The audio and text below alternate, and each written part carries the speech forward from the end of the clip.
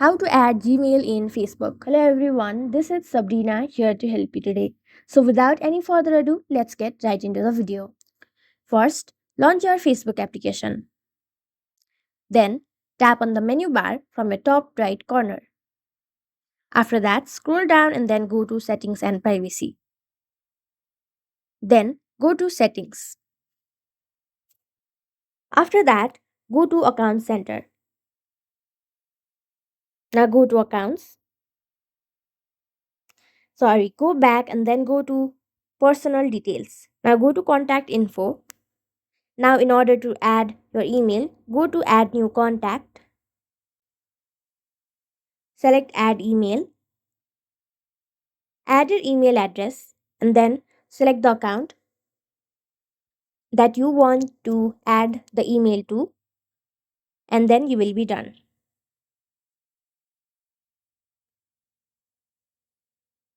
So that's how you do it.